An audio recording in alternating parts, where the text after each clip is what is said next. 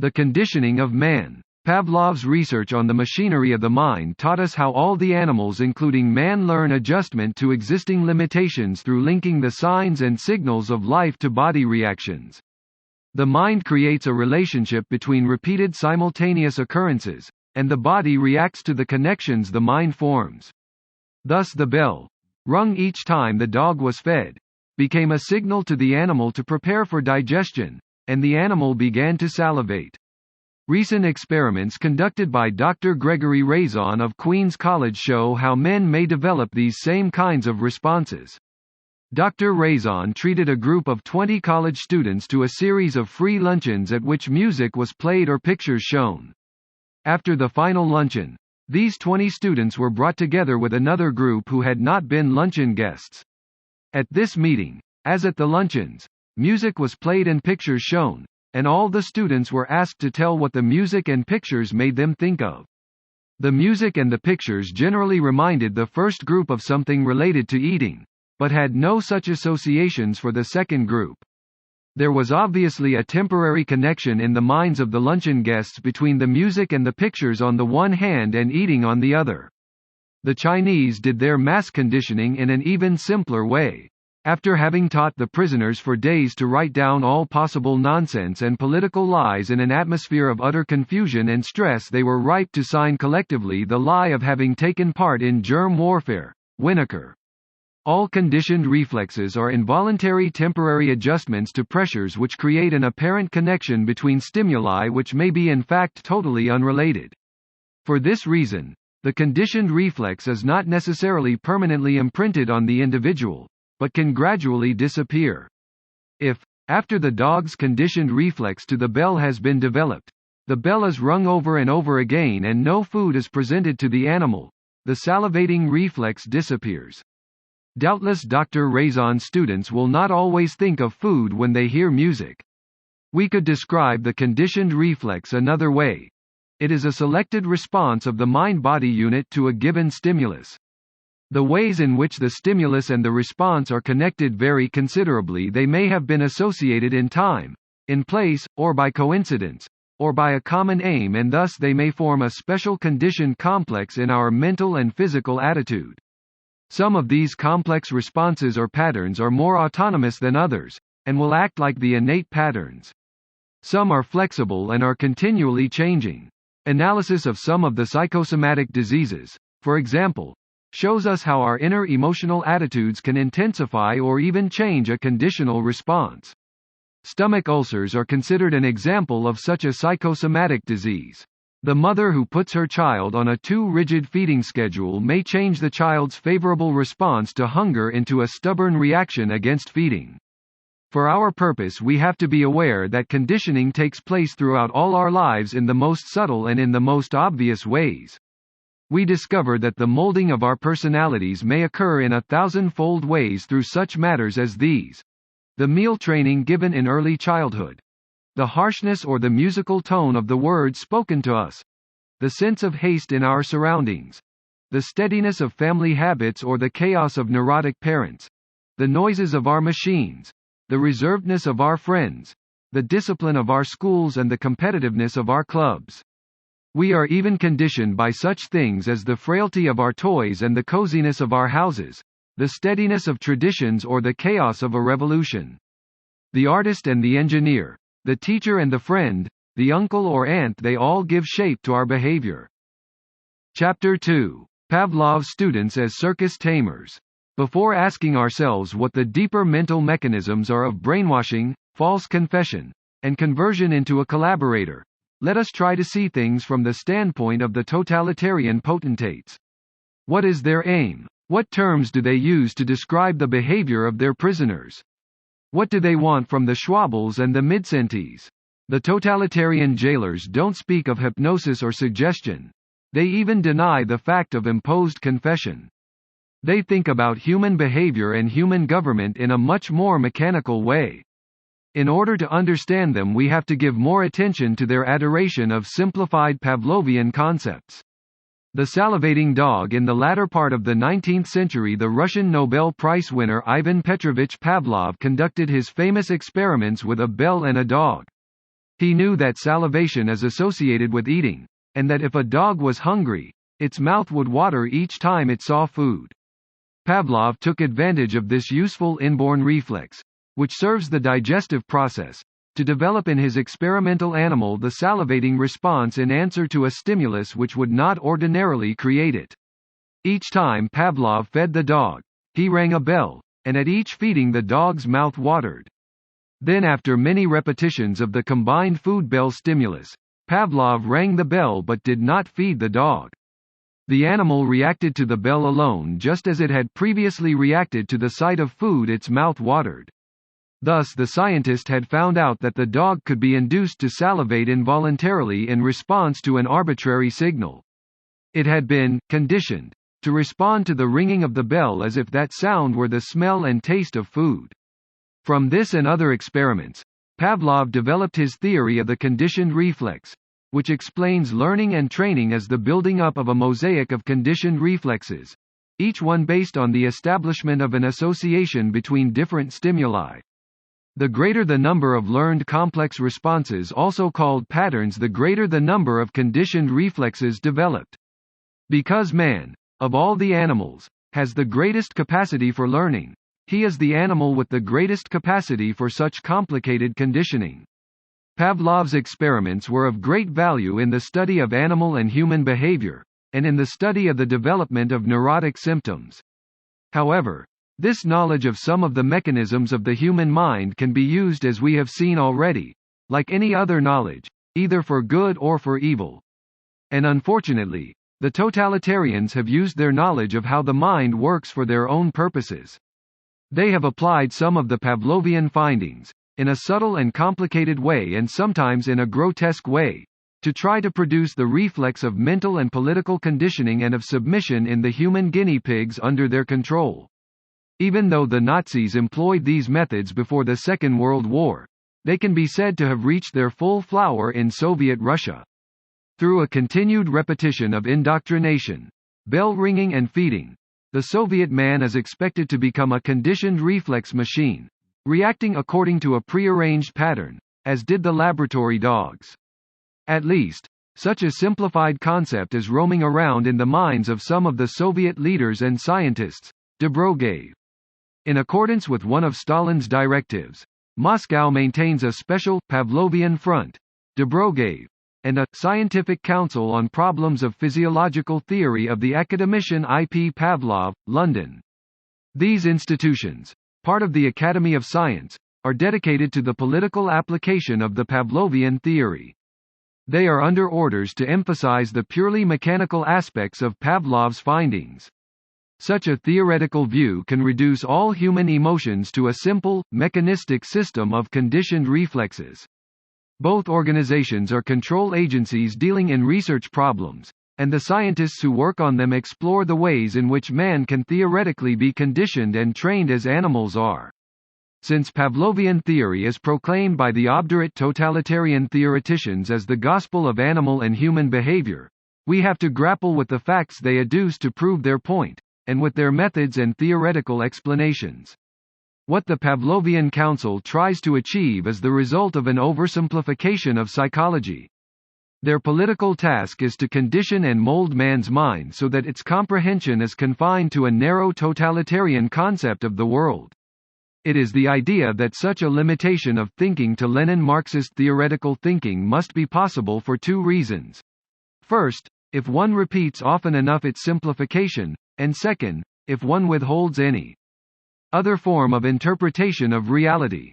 This concept is based on the naive belief that one can permanently suppress any critical function and verification in human thinking. Yet, through taming and conditioning of people, during which period errors and deviations must continually be corrected, unwittingly a critical sense is built up. True, at the same time the danger of using this critical sense is brought home to the students.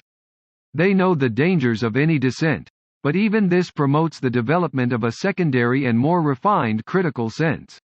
In the end, human rebellion and dissent cannot be suppressed. They await only one breath of freedom in order to awake once more. The idea that there exist other ways to truth than those he sees close at hand lives somewhere in everybody. One can narrow his pathways of research and expression, but a man's belief in adventurous new roads elsewhere is ever present in the back of his mind. The inquisitive human mind is never satisfied with a simple recital of facts. As soon as it observes a set of data, it jumps into the area of theory and offers explanations, but the way a man sees a set of facts, and the way he juggles them to build them into a theory is largely determined by his own biases and prejudices. Let me be the first to confess that I am affected by my own subjectivities. Even the words we use are loaded with implications and suggestions. The word, reflex, for example, so important in Pavlovian theory, is a perfect instance of this. It was first used by the 17th-century philosopher Descartes, in whose philosophical system a parallel was made between the actions of the human body and those of a machine. For example, in the Cartesian view, the automatic reaction of the body to certain painful stimuli, e.g., withdrawing the hand after it has come into contact with fire, is compared with the automatic physical reflection of light from a mirror. The nervous system, according to Descartes, reflects its response just as the mirror does. Such a simple explanation of behavior, and the very words used to describe it, immediately denies the whole organism taking part in that response. Yet man is not only a mirror, but a thinking mirror. According to the old mechanical view, actions are associated only with the part of the body which performs them, and they have no relationship whatsoever to the purposeful behavior of the organism as a whole. But man is not a machine composed of independently functioning parts. He is a whole. His mind and body interact. He acts on the outside world and the outside world acts on him. The innate reflexes, of which this hand withdrawal is one example, are part of a whole system of adaptive responses which serve to help the individual, as an entity, to adjust to changed circumstances. They can be described as the result of an inborn adaptation tendency. The only real difference between the innate reflexes and the conditioned reflexes is that the former supposedly have developed in the entire race over the millions of years of the evolutionary process, while the latter are developed during the lifespan of the individual as a result of the gradual automatization of acquired responses. If you analyze any one of the complicated actions you may perform during the course of a single day, driving an automobile, for example, you will see that it occurs outside your conscious management. And yet, before the process could be automatized, the actions, purposefully directed toward the satisfaction of some goal, had to be consciously learned and managed. You were not born with the innate reflex of jamming on the brake to stop a car quickly in an emergency. You had to learn to do it, and in the process of learning and driving, this response became automatic. If, after you have learned to drive, you see a child running across the path of your car, you put the brake on immediately, by reflex, without thinking. Isolation and other factors in conditioning. Pavlov made another significant discovery. The conditioned reflex could be developed most easily in a quiet laboratory with a minimum of disturbing stimuli. Every trainer of animals knows this from his own experience. Isolation and the patient repetition of stimuli are required to tame wild animals. Pavlov formulated his findings into a general rule in which the speed of learning is positively correlated with quiet and isolation. The totalitarians have followed this rule. They know that they can condition their political victims most quickly if they are kept in isolation. In the totalitarian technique of thought control, the same isolation applied to the individual is applied also to groups of people. This is the reason the civilian populations of the totalitarian countries are not permitted to travel freely and are kept away from mental and political contamination. It is the reason, too, for the solitary confinement cell and the prison camp. Another of Pavlov's findings was that some animals learn more quickly if they were rewarded, by affection, by food, by stroking, each time they showed the right response, while others learned more quickly when the penalty for not learning was a painful stimulus. In human terms, the latter animals could be described as learning in order to avoid punishment. These different reactions in animals may perhaps be related to an earlier conditioning by the parents, and they find their counterparts among human beings. In some people, the strategy of reward and flattery is a stimulus to learning, while pain evokes all their resistance and rebellion.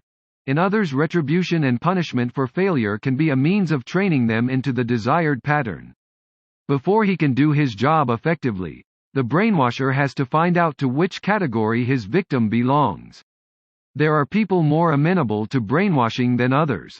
Part of the response may be innate or related to earlier conditioning to conformity. Pavlov also distinguished between the weaker type of involuntary learning, in which the learned response was lost as soon as some disturbance occurred, and the stronger type, in which training was retained through all kinds of changed conditions. As a matter of fact, Pavlov described more types of learning than this, but for our purposes it is only important to know that there are some types of people who lose their conditioned learning easily, while others, the so-called stronger types, retain it. This, by the way, is another example of how our choice of words reflects our bias. The descriptions, strong, and weak, depend completely on the aim of the experimenter. For the totalitarian, the weak POW is the man who stubbornly refuses to accept the new conditioning. His weakness may be, in fact, a resistance, the result of a previous strong conditioning to loyalty to anti-totalitarian principles. We never know how strongly conditioning and initial learning are impressed on the personality. Rigid dogmatic behavior has its roots in early conditioning, and so may submissiveness based on ignorance rather than knowledge. Pavlov showed, too, how internal and external factors interact in the conditioning process. If, for example, a new laboratory assistant was brought in to work with the animals, all of their newly acquired patterns could easily be inhibited because of the animal's emotional reactions to the newcomer. Pavlov explained this as a disruptive reaction caused by the animal's investigatory reflexes, which led them to sniff around the stranger. Current psychology tends to interpret it as the result of the changed emotional rapport between the animal and its trainers.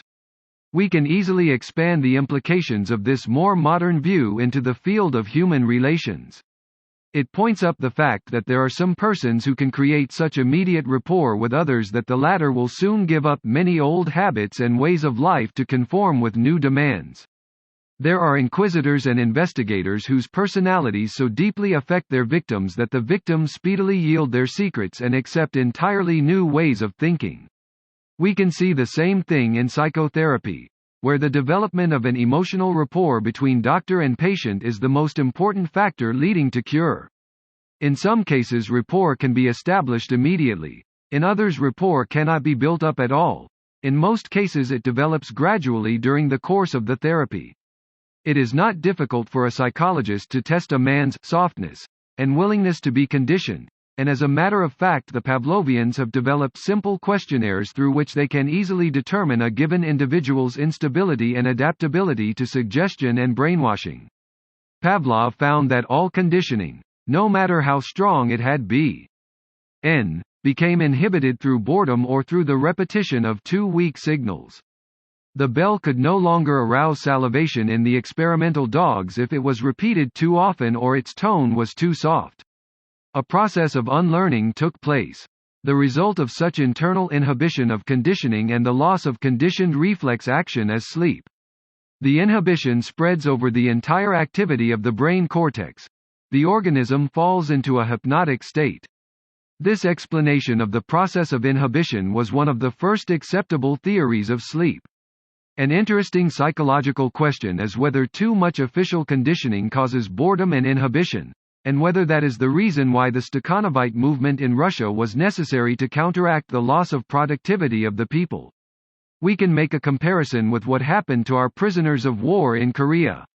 Under the daily signal of dulling routine questions for every word can act as a Pavlovian signal. Their minds went into a state of inhibition and diminished alertness.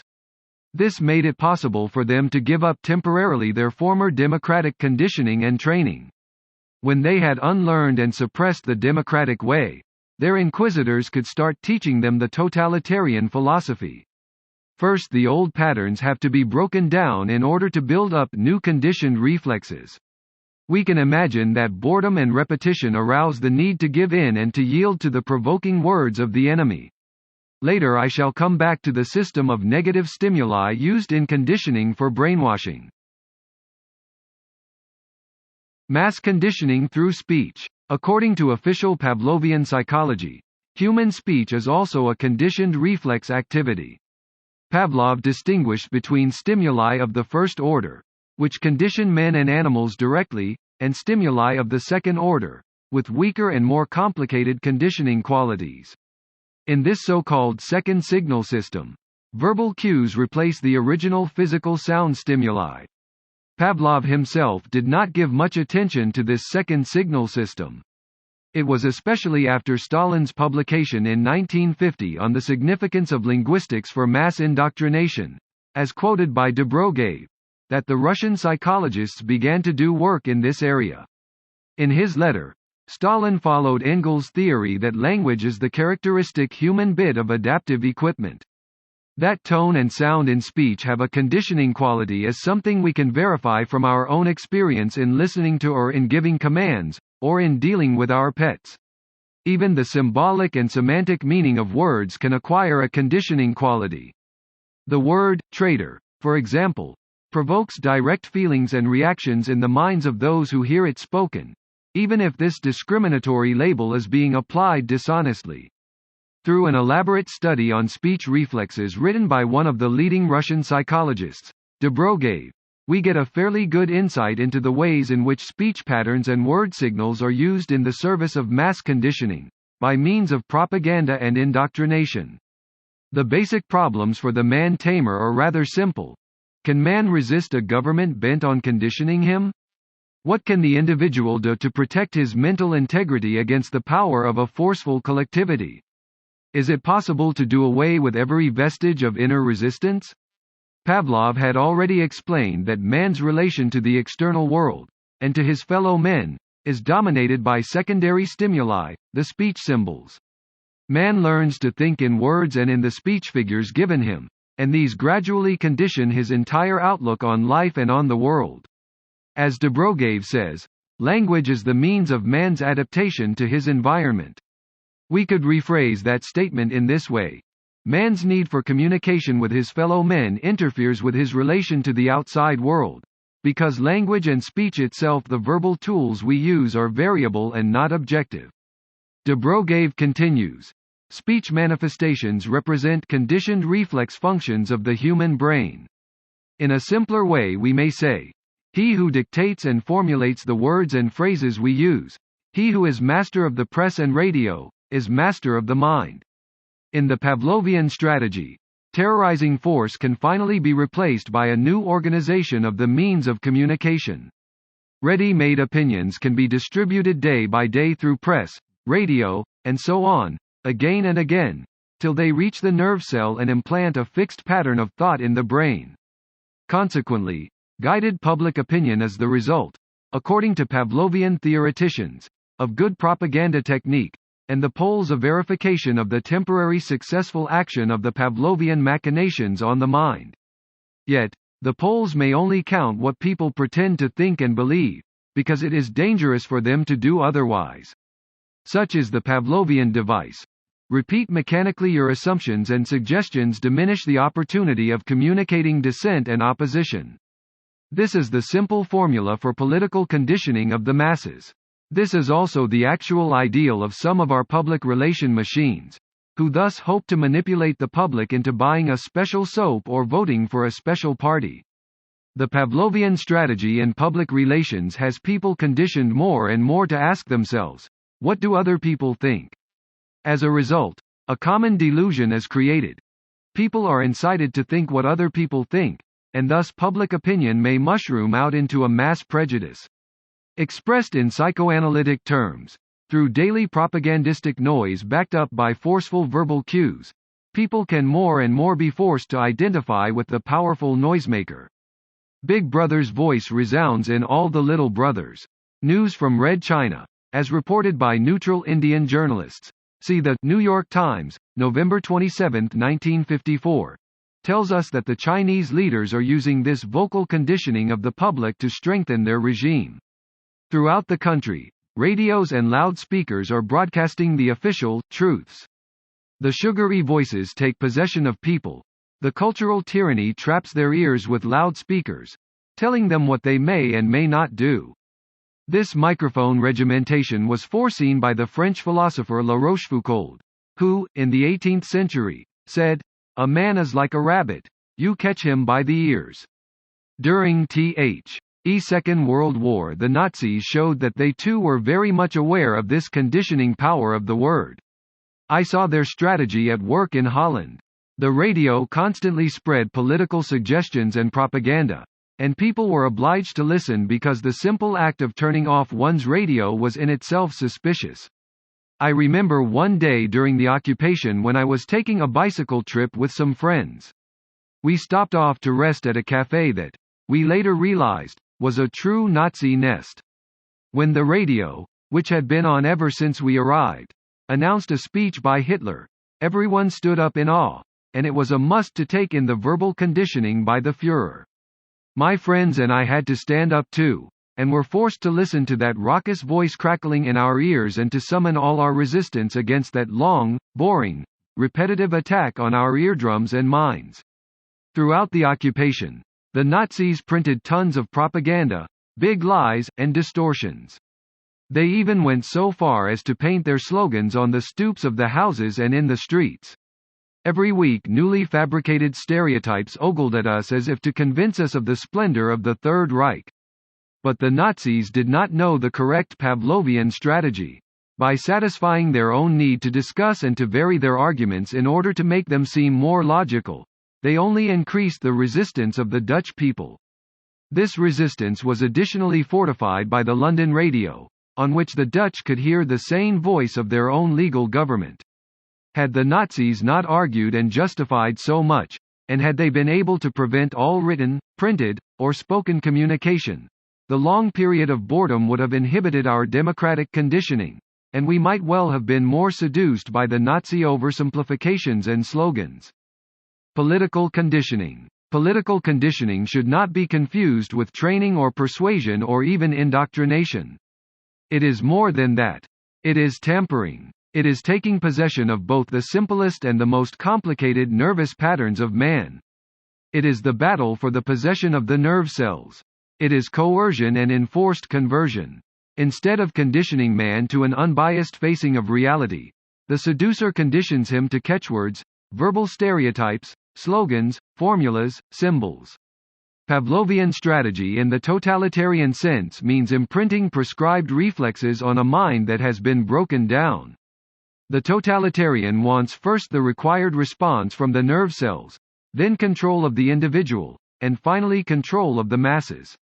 The system starts with verbal conditioning and training by combining the required stereotypes with negative or positive stimuli, pain, or reward. In the POW camps in Korea where there was individual and mass brainwashing, the negative and positive conditioning stimuli were usually hunger and food. The moment the soldier conformed to the party line, his food ration was improved. Say yes, and I'll give you a piece of candy. The whole gamut of negative stimuli, as we saw them in the Schwabel case, consists of physical pressure, moral pressure, fatigue, hunger, boring repetition, confusion by seemingly logical syllogisms. Many victims of totalitarianism have told me in interviews that the most upsetting experience they faced in the concentration camps was the feeling of loss of logic, the state of confusion into which they had been brought, the state in which nothing had any validity. They had arrived at the Pavlovian state of inhibition, which psychiatrists call mental disintegration or depersonalization. It seemed as if they had unlearned all their former responses and had not yet adopted new ones. But in reality they simply did not know what was what. The Pavlovian theory translated into a political method, as a way of leveling the mind. The Nazis called it Gleichschaltung, is the stock in trade of totalitarian countries. Some psychiatric points are of interest because we see that Pavlovian training can be used successfully only when special mental conditions prevail. In order to tame people into the desired pattern, victims must be brought to a point where they have lost their alert consciousness and mental awareness. Freedom of discussion and free intellectual exchange hinder conditioning. Feelings of terror, feelings of fear and hopelessness, of being alone, of standing with one's back to the wall, must be instilled. The treatment of American prisoners of war in the Korean POW camps followed just such a pattern. They were compelled to listen to lectures and other forms of daily word barrage. The very fact that they did not understand the lectures and were bored by the long sessions inhibited their democratic training, and conditioned them to swallow passively the bitter doctrinal diet, for the prisoners were subjected not only to a political training program, but also to an involuntary taming program.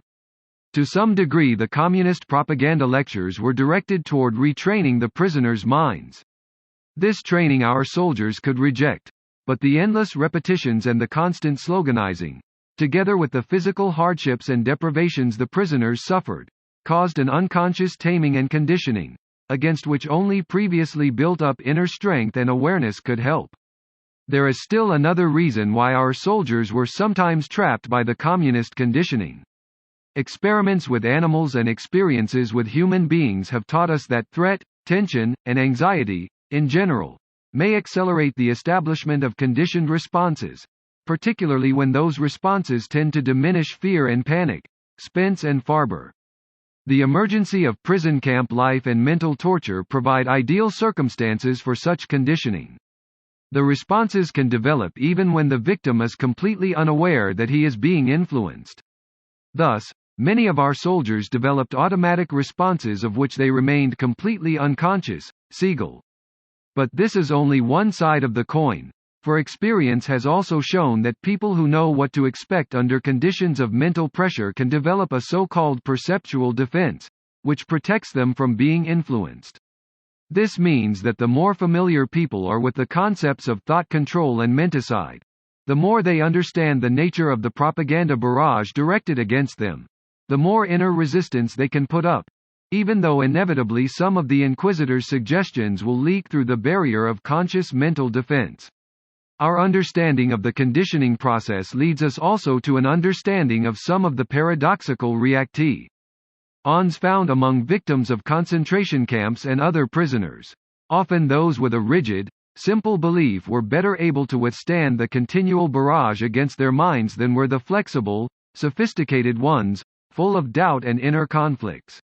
The simple man with deep-rooted, freely absorbed religious faith could exert a much greater inner resistance than could the complex, questioning intellectualist. The refined intellectual is much more handicapped by the internal pros and cons. In totalitarian countries, where belief in Pavlovian strategy has assumed grotesque proportions, the self-thinking, subjective man has disappeared. There is an utter rejection of any attempt at persuasion or discussion. Individual self-expression is taboo. Private affection is taboo. Peaceful exchange of free thoughts in free conversation will disturb the conditioned reflexes and is therefore taboo. No longer are there any brains, only conditioned patterns and educated muscles. In such a taming system, neurotic compulsion is looked upon as a positive asset instead of something pathological. The mental automaton becomes the ideal of education. Yet the Soviet theoreticians themselves are often unaware of this, and many of them do not realize the dire consequences of subjecting man to a completely mechanistic conditioning. They themselves are often just as frightened as we are by the picture of the perfectly functioning human robot. This is what one of their psychologists says: the entire reactionary nature of this approach to man is completely clear. Man is an automaton who can be caused to act as one wills. This is the ideal of capitalism. Behold the dream of capitalism the world over: a working class without consciousness, which cannot think for itself, whose actions can be trained according to the whim of the exploiter. This is the reason why it is in America, the bulwark of present-day capitalism, that the theory of man as a robot has been so vigorously developed and so stubbornly held to. Bauer, Western Psychology and Psychiatry. Although acknowledging its debt to Pavlov as a great pioneer who made important contributions to our understanding of behavior, takes a much less mechanical view of man than do the Soviet Pavlovians. It is apparent to us that their simple explanation of training ignores and rejects the concept of purposeful adaptation and the question of the goals to which this training is directed. Western experimental psychologists tend to see the conditioned reflex as developing fully only in the service of gratifying basic instinctual needs or of avoiding pain, that is, only when the whole organism is concerned in the activity. In that complicated process of response to the world, conscious, and especially unconscious, drives and motivations play a role. All training, of which the conditioned response is only one example, is an automatization of actions which were originally consciously learned and thought over. The ideal of Western democratic psychology is to train men into independence and maturity by enlisting their conscious aid, awareness, and volition in the learning process. The ideal of the totalitarian psychology, on the other hand, is to tame men, to make them willing tools in the hands of their leaders. Like training, taming has the purpose of making actions automatic. Unlike training, it does not require the conscious participation of the learner. Both training and taming are energy and time-saving devices, and in both the mystery of the psyche is hidden in the purposefulness of the responses. The automatization of functions in man saves him expenditure of energy but can make him weaker when encountering new unexpected challenges.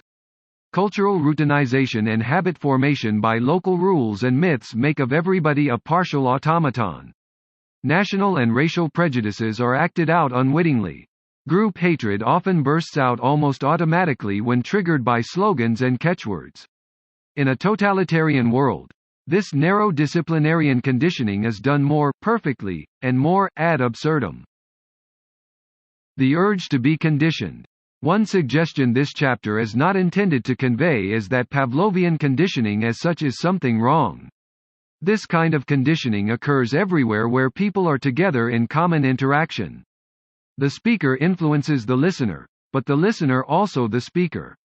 Through the process of conditioning, people often learn to like and to do what they are allowed to like and do. The more isolated the group, the stricter the conditioning that takes place in those belonging to the group.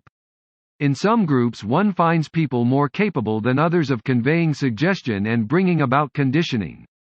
Gradually one can discern the stronger ones, the better adjusted ones, the more experienced ones, and those noisier ones, whose ability to condition others is strongest. Every group, every club, every society has its leading Pavlovian bell. This kind of person imprints his inner bell ringing on others. He can even develop a system of monolithic bell ringing. No other influential bell is allowed to compete with him. Another subtler question belongs to these problems. Why is there in us so great an urge to be conditioned? The urge to learn, to imitate, to conform, and to follow the pattern of family and group. This urge to be conditioned, to submit to the communal pattern and the family pattern must be related to man's dependency on parents and fellow men. Animals are not so dependent on one another. In the whole animal kingdom, man is one of the most helpless and naked beings. But among the animals, man has, relatively, the longest youth and time for learning. Puzzlement and doubt, which inevitably arise in the training process, are the beginnings of mental freedom. Of course, the initial puzzlement and doubt is not enough. Behind that there has to be faith in our democratic freedoms and the will to fight for it. I hope to come back to this central problem of faith in moral freedom as differentiated from conditioned loyalty and servitude in the last chapter. Puzzlement and doubt are, however, already crimes in the totalitarian state. The mind that is open for questions is open for dissent. In the totalitarian regime, the doubting, inquisitive, and imaginative mind has to be suppressed. The totalitarian slave is only allowed to memorize, to salivate when the bell rings.